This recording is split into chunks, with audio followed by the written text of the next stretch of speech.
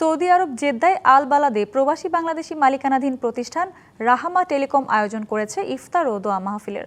Saudi আরব প্রতিনিধি আর নোমান জানান, এতে সভাপতিত্ব করেন প্রতিষ্ঠানের কর্ণধার মোহাম্মদ রাশেদ আহমেদ। অনুষ্ঠান সঞ্চালনা করেন গাজী শাহেদ রতন। প্রধান অতিথি ছিলেন শাহ আলম।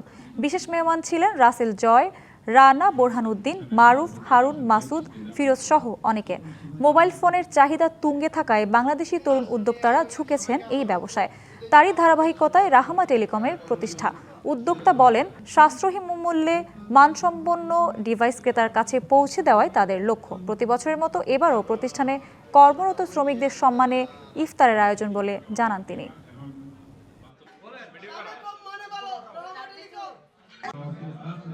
এবার নগদে পাচ্ছেন হেলিকপ্টার অফার, তাই কেনাকাটার পেমেন্ট নগদে করুন আর বুঝে নিন ২০০০ টাকারও বেশি ক্যাশব্যাক সহ হেলিকপ্টার রাইড। পেমেন্ট শুরু করুন আজই।